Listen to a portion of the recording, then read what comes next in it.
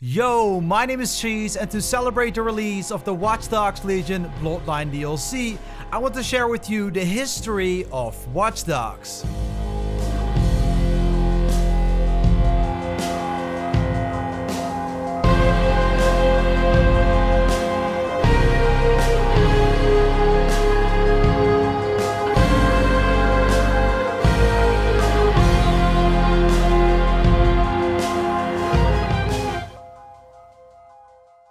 Watch Dogs, stylized as Watch_Dogs, is developed by Ubisoft Montreal and Ubisoft Toronto, and published by Ubisoft. The development for the game started back in 2009 and continued for 5 years. The game has taken place in 2012 Chicago, a city in Illinois in the United States. It's an open-world third-person shooter with loads of hacking elements, releasing on May 27 in 2014 on PlayStation 3, PlayStation 4, Xbox One, Xbox 360, Wii U, and PC. In June 2012, the Watch Dogs reveal trailer dropped at E3. At the time, the game was hailed as a big title in the making. However, the trailer was shown against the will of the developer, the reason being that Ubisoft did not know anything about the PS4 and the Xbox One hardware, and they were testing it on their own hardware. The trailer was rendered on a high-end PC, causing people to think that Ubisoft was misleading gamers with the quality shown in the trailer. A little later, the game was delayed from November 19, 2013 to May 27, 2014. And a newer trailer dropped to reveal the release date for the game, appearing in worse looking quality. This entire situation received quite a bit of criticism already before the launch of the game. In the original Watch Dogs, players take on the role of Aiden Pierce, a former gang member. In October 2012, hacker Aiden Pierce and his friend Damien launched an electronic bank heist, with Aiden transferring the funds through his smartphone. When coming across a strange file and alerting another hacker, Damien tries to find the hacker, giving them both away. Unable to stop Damien out of doing so, Aiden stops by leaving him. Being as protective as he is for his family, Aiden decides to disconnect. This angers Mr. Quinn, who orders a hit on Aiden's family in order to scare him. And Mr. Quinn is the antagonist in Watch Dogs. Aiden decides to drive Lena and Nicole, his niece and sister, to safety, pretending it's a surprise trip. On the way, two hitmen show up and try to take him out. One of the hitmen, named Maurice, fires a shot at the car, which crashes the car, taking Aiden out, whereby Aiden's niece Lena, who ends up in a coma, dies after just 2 months. Just 1 year later, Aiden, also known as the Fox and the Vigilante, tracks down Maurice, fully investigating him. And he ends up leaving Maurice to his criminal friend Jordy. Aiden then hacks into the CTOS and leaves the area unnoticed.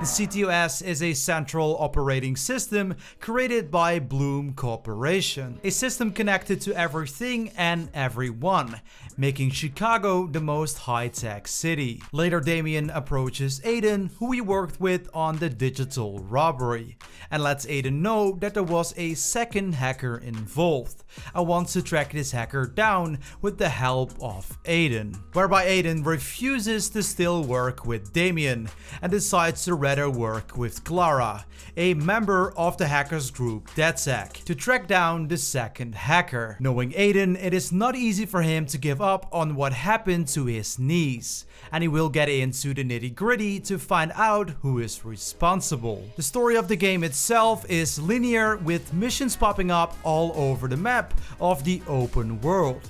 Although loads of critics say that they did not feel an emotional connection with Aiden Pierce, calling him a mediocre character, he's still this day the most popular character in the Watch Dogs franchise. I don't blame you. but promise me you will stop. We need this as a family. Next to the main story missions, there are various side missions to complete, and one of them is called Criminal Convoy. Players had to knock down one person in a convoy without getting killed and without killing your target. So go to the target, knock the person out, and that's how you complete this mission. There's another side mission called Gang Hideouts, where the player has to infiltrate an area and profile 2 targets. Loads of enemies can be found in the area, but you do not have to take out anyone. In case you do get spotted, the mission isn't over, but you will have to go ahead and fight back. Once you profile the 2 targets, you can either take out all of the enemies or escape the area. And then there's also Fixer Contracts, which is a side mission that also made its return in Watch Dogs Legion, where players have to complete various objectives while driving. The faster the objective is completed, the more money earned. The fourth and last side mission is called Criminals Detected.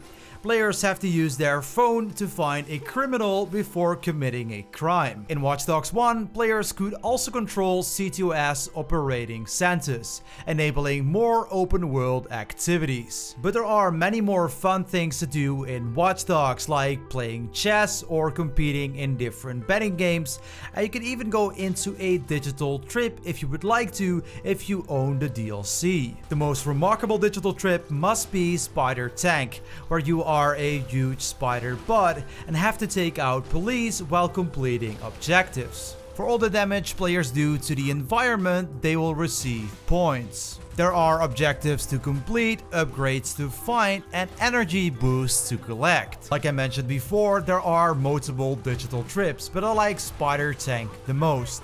The other digital trips are called Madness, Psychedelic, Conspiracy, and there's one called Trivia.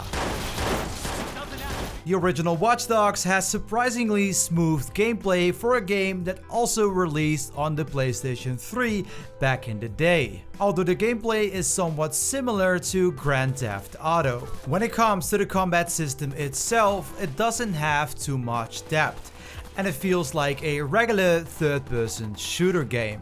Although Watch Dogs does come with a surprisingly good stealth system, and players praise the game for its Hitman-like takedown animations. Aiden has the ability to hack into security systems, and your enemies even carry grenades that can be detonated from a distance, spicing up the gameplay by a lot. Hacking can also cause distraction, taking out the enemy in silence. Hacking also comes in handy when getting rid of pursuers, because you cannot shoot out of your car. Enemy AI is very clever, especially from a game in 2014, but not when the enemies group up, because then you can simply spray in their direction, taking them out. So guns blazing is definitely a method to get through the missions, and every method is enjoyable.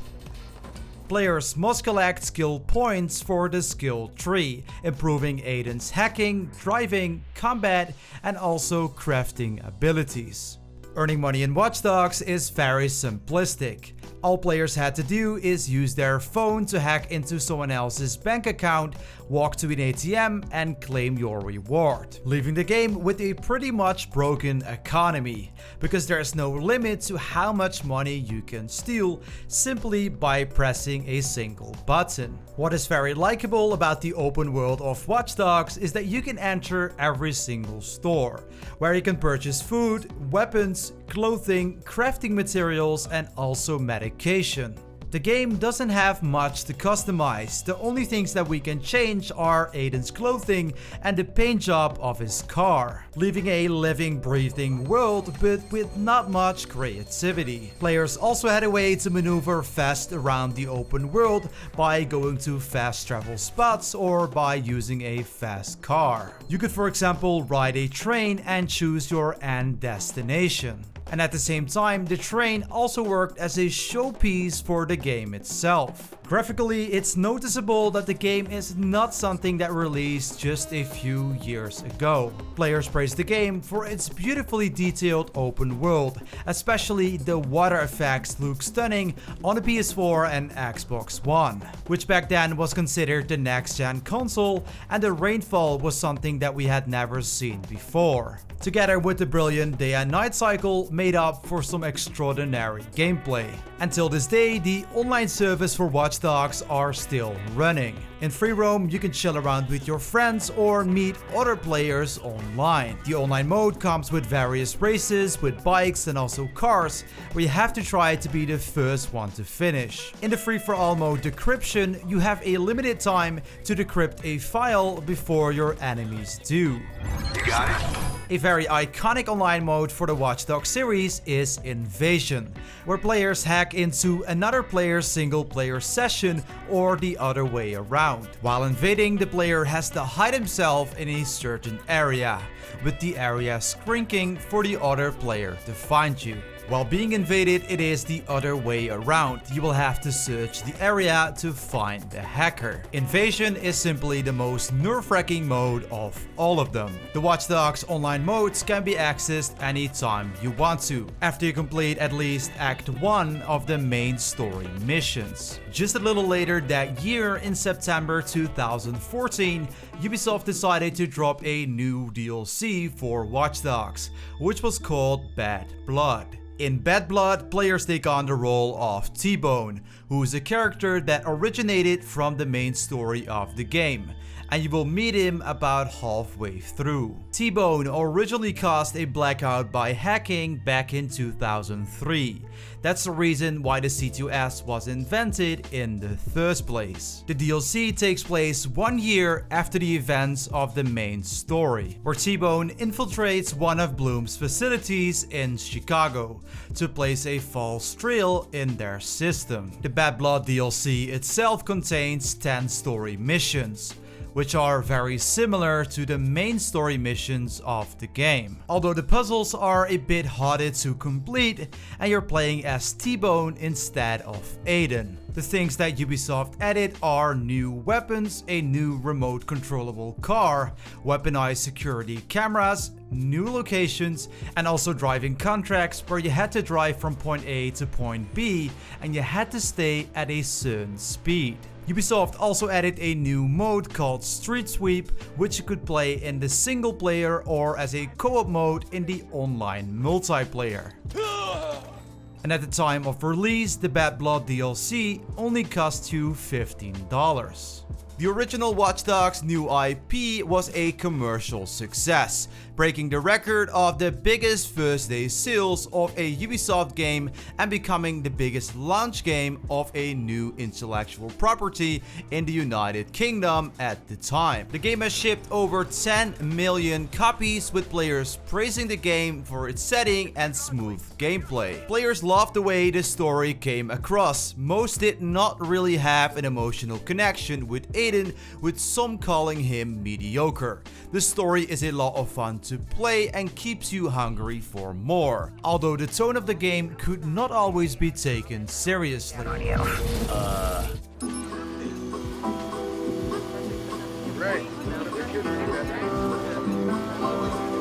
Watch Dogs would take on entirely different forms years later, and where Watch Dogs' tone was not consistent, the tone of the series changed up completely with the sequel to the original. At E3 in 2014, Tony Key claimed that they were satisfied with the sales for Ubisoft of the very first Watch Dogs game, and that the brand would turn into a long-running franchise. Just 2 years later, Ubisoft showed off a 20-minute long reveal for Watch Dogs 2 itself at E3 in 2016. And just before the release, they also did let us know that the pre-orders for the game were surprisingly low. The reason being that players wanted to see first what the game would look like probably since it had a way different approach. According to Ubisoft, Watch Dogs 1 was developed to establish a brand. For the sequel, they didn't want to simply polish the game, they wanted to take a risk here, taking all the feedback from the first game and improving on it with a Watch Dogs sequel, giving players more freedom and introducing a new leading character, whose personality is completely different from the protagonist in the first game, Aiden Pierce. Watch Dogs 2 released on November 15, 2016 for the PlayStation 4 and the Xbox One. Just a little later, on November 29, it also released on the PC. Players take control of Marcus Holloway, a hacker which we do not have much background information on. Marcus Holloway is a suspect of a crime that he didn't commit, all because of the CTOS. He learns that the CTOS harms many innocent people, so he joins DedSec. The other members in the group are Wrench, Sitara, Horatio, and Josh. In order to join DedSec, Marcus has to pull off something big. So he hacks into the CTOS to remove his own profile. And he even installs a backdoor for when he wants to return. The group DedSec goes after corrupt organizations and strives for freedom for everyone. They are real hacktivists. During their journey, they're trying to gain as much following as they possibly can. And the following is based on hard values. The more people download their app, the more processing power DedSec has. In one of the early missions, DedSec, for example, steals a car from the movie Cyber Driver. They take the car to their own hideout. They decide to modify the car and make it remote controllable. They drive the car around San Francisco without anyone in it, stunting around the city and even making it on the news. Now for the big finish. Own the internet. Own the world. But the bigger they get, the bigger operations DedSec takes on. At some point, Josh discovers a number of irregularities in their follower numbers. When Marcus investigates this, he learns that DedSec has been used by Bloom's CTO, Dusan the Mac, in order to sell the CTOS 2.0 to those frightened of being hacked. From the heart of Silicon Valley, there's now CTOS 2.0, ushering in the Internet of Things with 6.4 billion connected devices worldwide. Now serving as collection points, mapping and recording our data and daily routines. But Big Brother is no longer alone. There are many little brothers to make a profile of you to be bought, sold or stolen in an instance. With all devices now being connected, this creates a world of opportunity for any hacker. Watch Dogs 2 has a much bigger open world, and it is also a much brighter city because yeah, most of the time it is sunny in San Francisco.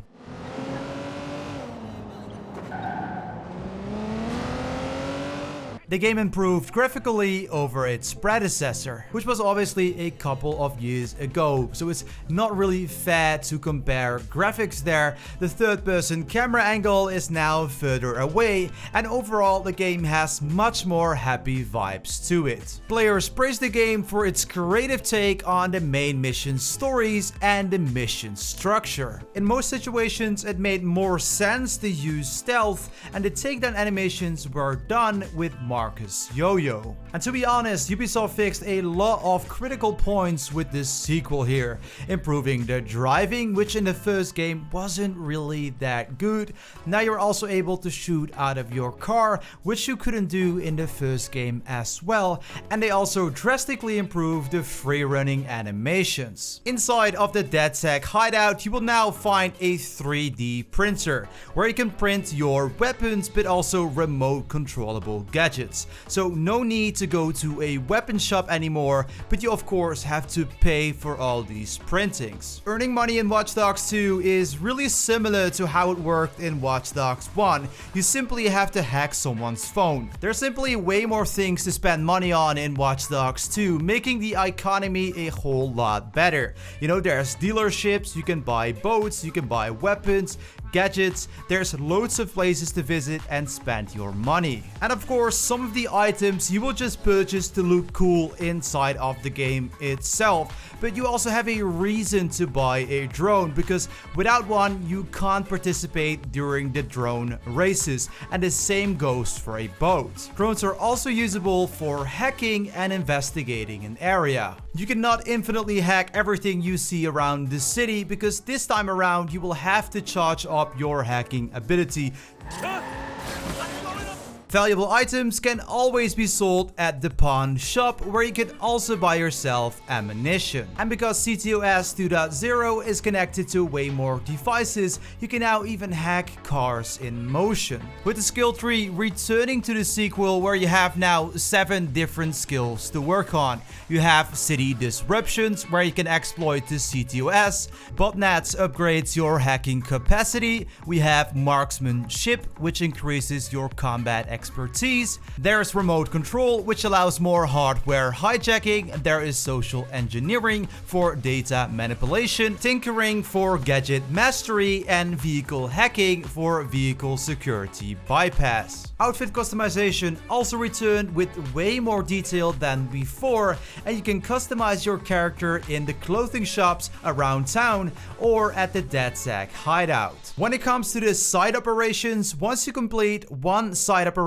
for example paint job, you complete the paint job mission and you will see loads of more of the same operations pop up on the entire map. And just like with the main story, the more missions you complete, the more followers you gain. Some activities are research points, paint job, and money back, where you have to go to a location which is hard to get to. The world provided you with multiple races for bikes, quads, boats, drones, and also e-carts. And once you completed one of these, multiple will pop up on the map, just like the other side missions. Driver San Francisco is also one of these side missions, where you have to pick up your client and you are the taxi driver. But this time, every single client has a different desire. Hello there.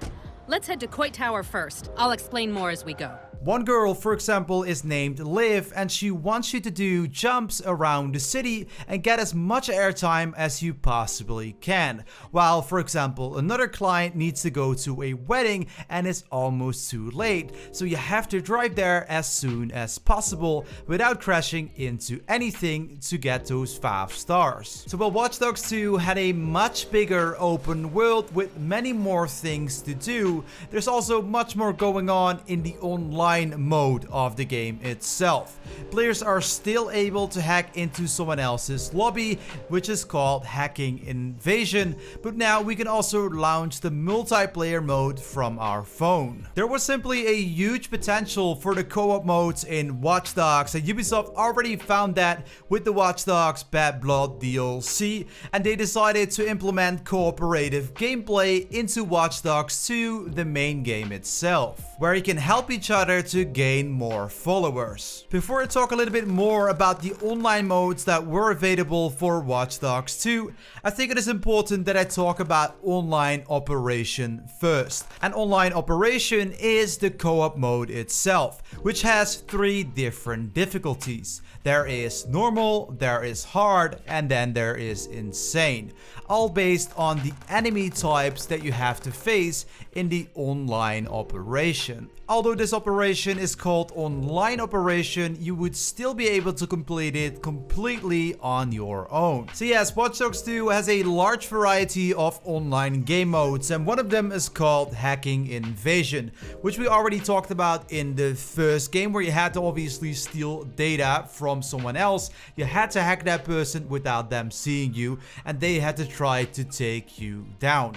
But what is different here is that this time you can also use your drone to spot the enemy that you need to find. The drone itself should add some more depth to the mode itself, but it actually does the complete opposite, because as you can imagine, it is pretty much impossible to hide from eyes in the sky. If an online player created too much chaos in the world, a mode called Bounty Hunter will be initiated. Alternatively, a player can manually initialize the game mode as well. The police alongside want to 3 other players will join the player's game with the hope of killing the hunted and claiming the bounty. The hunted can either strike back at the enemies by killing them, which gives them an even greater reward, or simply escape from them until the bounty expires. If players want to, they can also manually place a bounty on themselves in the in-game smartphone. When the game first released, the online operation, hacking invasion, and also bounty hunter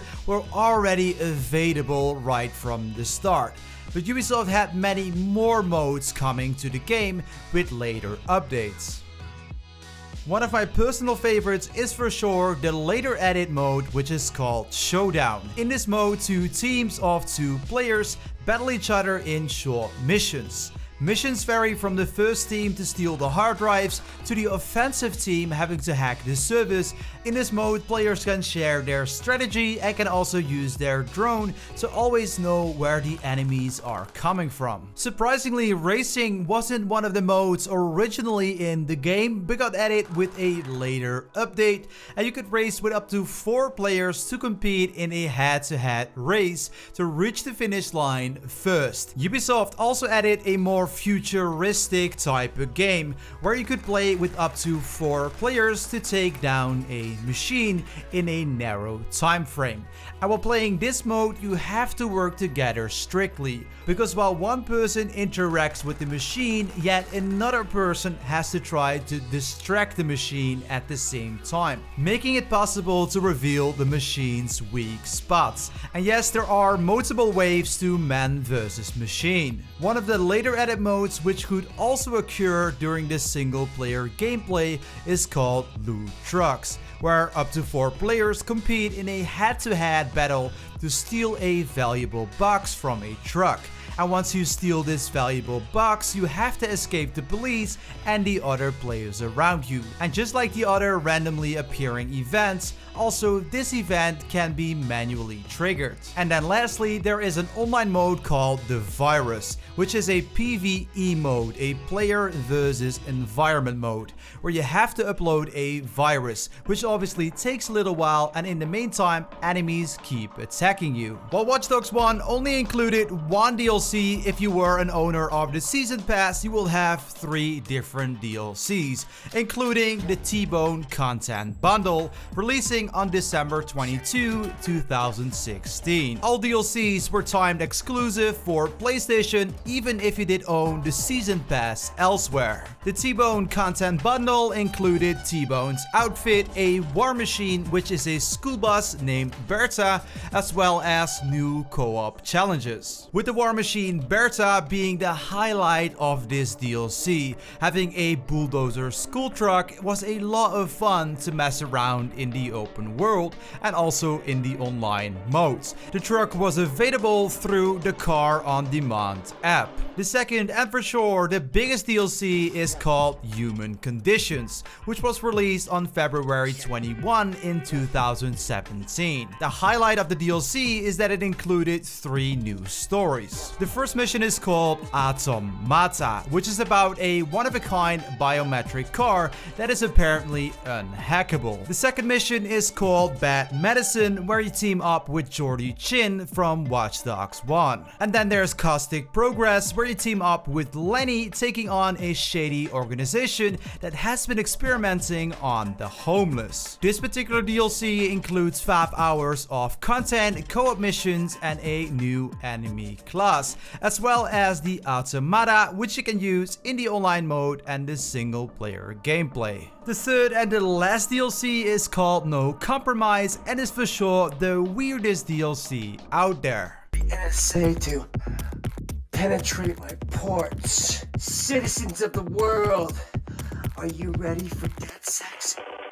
So anyways, No Compromise released on April 18, 2017 and featured a new story mission which was called Moscow Gambit, outfits and also weapons. And as you can imagine, this DLC was not as child friendly. The missions in this DLC are explicit to say the least, but at least Ubisoft created something entirely new instead of just working with what they had already built. Ubisoft also released modes possible packs that you could buy, for example the Psychedelic pack, which includes a brand new outfit as well as a paint job for your car. Looking back at it, you can see that there are much more customization packs available, but I will not touch on every single one of them because there are simply way too many. Watch Dogs 2 is a more realistic hacking game. Real hackers were consulted to validate scripts and game mechanics for authenticity and references to real-life hacktivism. Overall, Watch Dogs 2 seemed to touch on all its shortcomings when it comes to the first game, but aggressively changing up the tone of the game, making it feel like an entirely different game. The mission structure was great, but there were a lot of characters to focus on.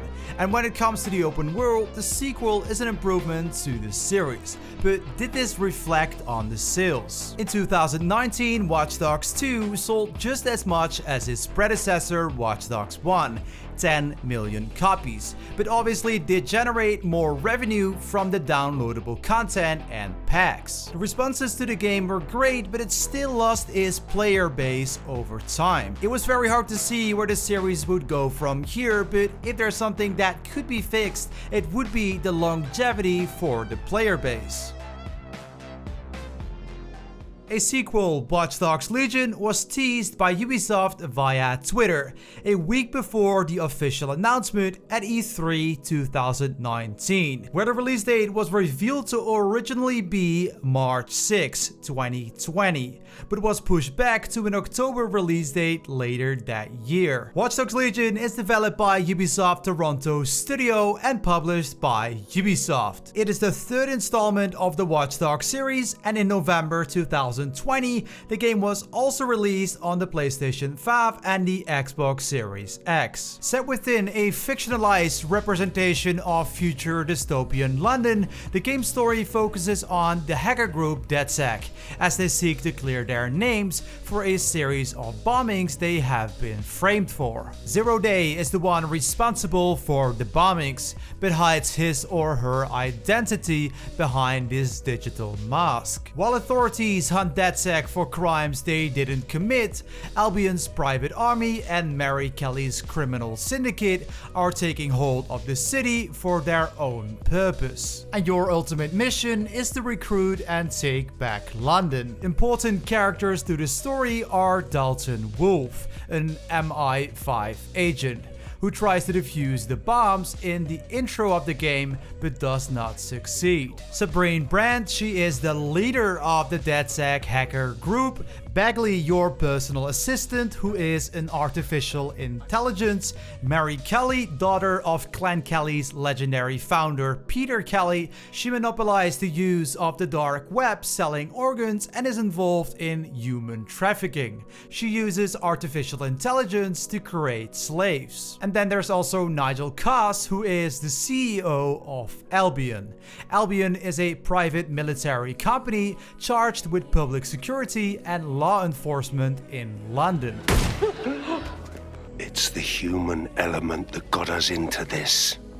Acting on a terrorist attack, they take over the city, which should be for the citizens' own good. So as unique Watch Dogs Legion is, the game doesn't have a main protagonist, since you can recruit every character that you want to join DedSec around the open world, meaning that you can play the story missions as any NPC you find in London City, which story-wise does not create an emotional connection with your character. But by being able to use loads of different characters, you can complete story missions in different ways. Although Watch Dogs Legion had some very interesting antagonists and engaging cutscenes, the game could have learned a lot from the mission structure from Watch Dogs 2. Because although the game is a lot of fun to play, the story fails to innovate compared to the earlier Watch Dogs games in the series, with missions being quite repetitive. On the map, players can find find restricted areas. You hack something or steal something inside of this area, and most of the time that is the objective, with only a few exemptions like solving puzzles which return from the earlier games in the series. And where recruiting characters is the main focus of the game, you could complete the entire game with almost the same operative if you wanted to, because the missions provided you with whatever you needed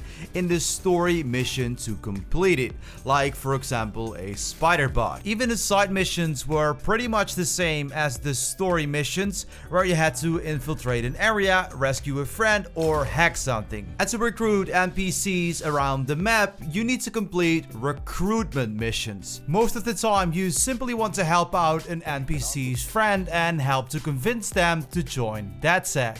You look about as sick of this shit as I am. Are you a part of DedSec? Perhaps you could help me. We might be able to help. What's the situation? I haven't seen or been able to get in touch with my friend since last week. There are also NPCs that are a little harder to recruit. For example, when someone already dislikes DedSec, you first have to change their opinion about DedSec. You can do that by using the tech upgrade called the Profiler. You have to investigate them first, change their opinion about DedSec, and then contact them later on. The differences in character development are big as well. We know that Ubisoft uses voice modulation to generate 8 million different voices for different looking characters around the world of London. Players found this a little odd to look at sometimes, especially compared to the perfectly scripted story pieces. You look like the sort who might want to take back their city. Don't tell me, you're a DedSec. Ah, so you are DedSec. I've been wanting to meet you. Your work on the NHS has caught our interest. Not bad at all. Not good enough to stop Clan Kelly. So where the recruitment system does not complement the story, it does complement the gameplay itself. In the open world of Legion, having recruits with abilities is very effective. You can, for example, spawn a supercar trying to deliver as much Parcel Fox deliveries, or blending in as an Albion guard while infiltrating restricted areas. There are also different recruits that you can find which are a whole lot more special, like spies and magicians, and way more recruits that you can only find in certain locations at midnight. Using the spy operative, we for example have a spy car including a cloak, and we're also able to fire tracking missiles to cause chaos around the city. Or the magician's ability called Pocket Watch, where you can hypnotize your target with. You get the sudden urge to turn on all your friends. A stealth system also returns to the game with multiple takedown animations. But this time around, when one enemy spots you, it is not the case that all the other AI directly knows where you are as well. You first have a chance to fight it out. And playing as a hitman, you can even perform takedown animations in the middle of the action. Each operative has his or her own weapon, and players praise the game for its smooth combat system. Watch Dogs Legion is also the first game in the series that did not include the skill tree, but instead added a new feature which was called permadeath. With permadeath enabled, after your operative dies, he will not return back into the game. Although most players did not use this mode, it is still a way to have at least a little bit of an emotional connection with the characters you recruit. Presented for the first time was a new side mission called Bare Knuckle Fist, where you had to fight it out in an underground tournament. And after taking on the toughest fighter, you can even recruit him or her later on. Paint jobs, first introduced in Watch Dogs 2, also made their return, and there's even games like Kick Up, a freestyle football game, and darts, with the possibility of drinking alcoholic drinks, which made playing darts a whole lot harder. In the open world, there are a total of 8 boroughs presented, including Westminster, Southwick, Lambeth, City of London, Camden, Islington and Hackney, 9 Elms, and tower hamlets. Inside of all of these boroughs, you can work on DedSec's reputation while doing liberation missions. There's also an end mission for every single borough, and these are called Borough Uprising, and completing that mission, you officially free that specific borough.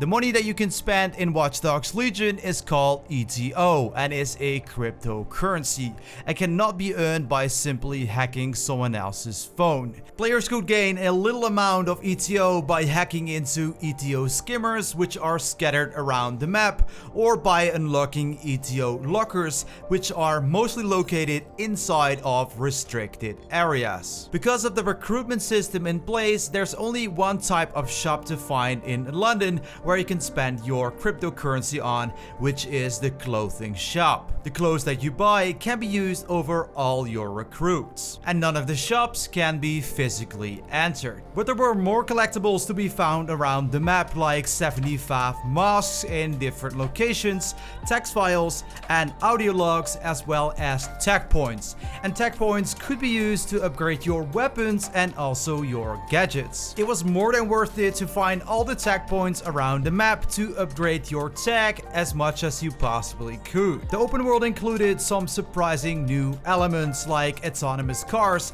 you could get from point A to point B without driving yourself, and an improved navigation system not only shown on the map and the mini-map, but this time around it also appears on the road itself, so you cannot make any driving mistakes. Driving mechanics improved overall compared to its predecessor, having a much more realistic driving experience with added sound effects for every single different vehicle.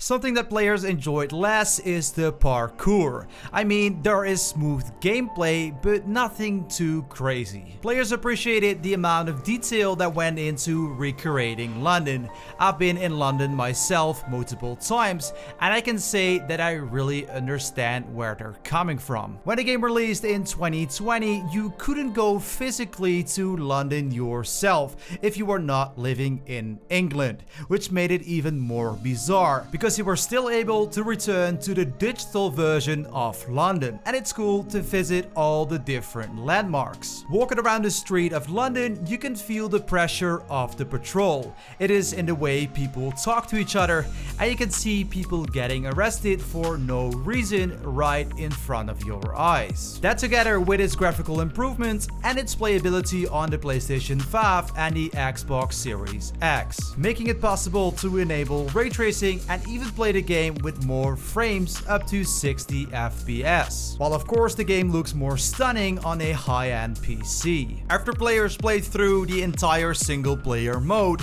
they were waiting for the online mode to release, which should have happened on December 3rd, 2020, but got delayed till March 2021 because of technical issues. The biggest difference between the single-player mode and the online mode is that this time around you will have to collect influence to recruit characters in the open world, as well as upgrade your gadgets and your weapons. There's also a big ranking system that includes a battle pass, and there's multiple seasons to rank up once again. For players to earn influence and XP, there is loads of things to do. There's weekly hotspots to find in the open world, which will give you influence, XP, or a new mask. Random city events pop up on the map where you have to eliminate a massive drone. There are assignment missions, which are surprisingly solo missions where you have to infiltrate an area, neutralize a target, or for example rescue a hostage. There's a fun PvP mode called Spider-Bot Arena where you have to compete against other players and you're able to find upgrades and heal yourself during the fight. The online mode also includes cooperative missions that you can play with up to 4 players. And then there's also a more challenging co-op mode, which is called Tactical Ops.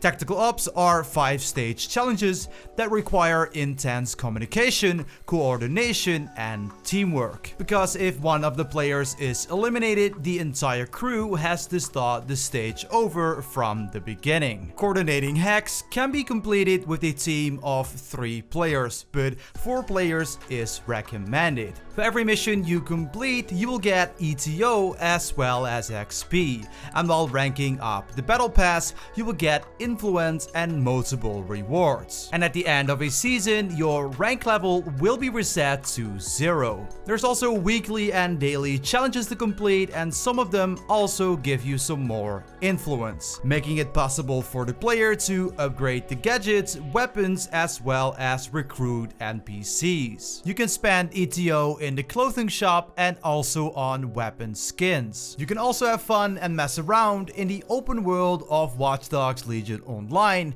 together with your friends. The first big update after the release of the online mode was on May 4th. This update included playable hero character Mina Sidhu. Her first ability is called Mental Blast, which made it easy for the player to perform a takedown. She also has an ability called Omni Optic, which Mina uses to control the enemy's mind, and you can reset the Omni Optic using a takedown. The update also included a DedSec story mission, which was called Swipe Right. In terms of free content, the update provided us with new assignments and advanced character customization. There's 3 new co-op missions, 2 new added gadgets. One of them is called Point Defense Drone, and the other one is called Guardian Drone. And Ubisoft also added private lobbies. And lastly, there are 2 new free-to-use operatives. The DJ with 2 abilities, one is called Killer Beat for short cooldowns and more damage. The other ability is called Feedback Loop to stun nearby enemies. The second free operative is called First Responder and has the ability AR Medical Shield and a heavy melee weapon. On June 1st, the second big update dropped, which included only free content. The second update also presents Tactical Ops 2, which is called Project Omni and includes 5 missions. The missions are far more challenging than the first Tactical Ops and require more communication. The second update also enabled cross-gen play, making it possible to play between different generations of consoles. You can now play the game in 60 FPS on the next-gen consoles and play as the free operative Helen, which you could know from the trailers of the game. On July 6, fans finally received the highly anticipated Bloodline DLC, including a story expansion of 10 main missions and 19 side missions, and of course Aiden Pierce and Wrench as a playable character. The Bloodline DLC is a separate mode which you can start off from the main menu. Bloodline starts with Jordy Chin contacting Aiden Pierce for a job in London. Because of travel restrictions, Jordy can't go there himself. Jackson, the nephew of Aiden, also lives in London these days, so Aiden decides to go there, accepting the corporate espionage job. Once arrived in London, Aiden enters Broke Attack to see what Rampart is working on. And Rampart is the antagonist in the DLC. While investigating, Aiden finds out that the important item he is looking for is called the Broca Bridge. But Wrench, who appears out of nowhere, finds the Broca Bridge just before Aiden does and decides to go for a run. Wrench creates an opening by using explosives on one of the walls and tries to escape on his cargo drone. When Aiden tries to stop Wrench, he falls off the cargo drone on top of a roof, where Rampart and his allies capture him. Once Aiden got captured, Rampart explains how he wants to upgrade his robot called the Mark I to a Mark II. The Mark II will be controlled by the thoughts of a human pilot. To do so, Rampart needs the Broca Bridge, which Wrench escaped with, threatening to do something to Jackson if Aiden does not return Wrench to Rampart, whereby Wrench hacks into Broke Attack to help Aiden escape, so he can warn his nephew Jackson. Jackson is not amused by Aiden's surprise visit, but later Aiden explains the situation. Jackson knows his way around London and has some contacts that can help Aiden gear up, providing the player with side missions to complete, to unlock gear and gadgets. From his contacts, Connie, Freddy, Claire, and Angel. So Wrench and Aiden are of course playable characters like I mentioned before. In Aiden's weapon wheel we can find the baton, which is a melee weapon. Aiden has an ability called Gunslinger, a well-timed reload buffs damage. There is Focus, which is slow motion that you can obtain aiming at your enemy directly after a takedown. There is System Crash, which disables electronics in the area, also known as a blackout. And then there's also a multi-drone, which is a spider bot but can be used as a drone at the same time. In Wrench's weapon wheel we can find the BFF, a semi-automatic shotgun. Princess Ratata, which is his LTL assault rifle. Wrench's special melee weapon is Lady Smash, which is a huge hammer. Just like Aiden, Wrench has access to the multi-drone. He also has ninja balls to stun his enemies or disable electronic devices temporarily in the area. And he has Summon Sergi, which is his upgraded cargo drone. The Bloodline DLC also includes a new enemy type, namely robots. Easiest to take out with LTL guns, since you need to overload them. Regular guns simply do not do too much damage. The more side missions you complete, the easier it is to take these robots and other enemies out, also by hacking. CPU temperatures dangerously high. Fixer contracts that we saw in Watch Dogs 1 returned in the DLC when playing as Wrench and made up for some very funny gameplay. And as a token of my gratitude, I have decided on the name for this little lady. No. In honor of you, Jordy Chin, I hereby name this robot Little Jordy. You know, I really don't like you. The Bloodline DLC received positive reviews, with players saying that the DLC's story was better than the main story of the game, so Ubisoft clearly listened to the fans. On average, players did spend more time in Watch Dogs Legion than they did in Watch Dogs 2, according to Ubisoft. Most probably because of the Battle Pass, the online modes, and multiple updates that kept the player base engaged, with more content coming to Watch Dogs Legion in fiscal year 2022.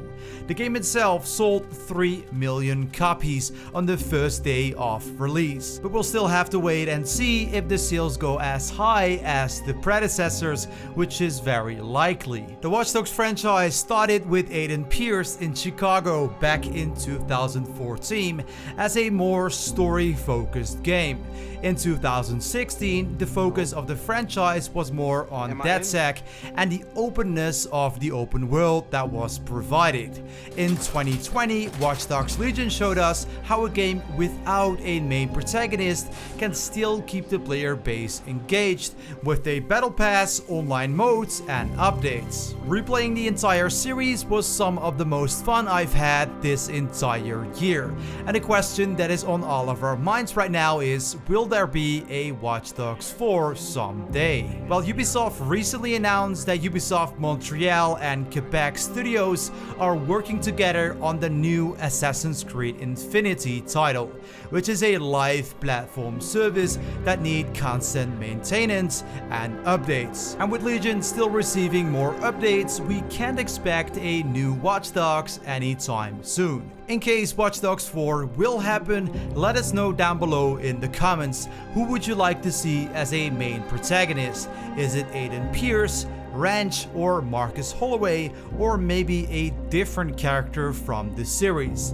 And in which city should the game be taking place? This is my first documentary style video, and if you want to see more of these, make sure to support the heck out of this video by subscribing, turning on post notifications, hitting the like on this video, and share the video with anyone you know that likes documentaries about games or Watch Dogs. If you want to show me some big support, become become a member of the channel by clicking on the join button next to the subscribe button. Secure your internet and help the channel out at the same time by clicking on the link in the pinned comment and purchasing a Strong VPN membership. All of your help is greatly appreciated. I've got 2 more videos on the screen, one for you to click on.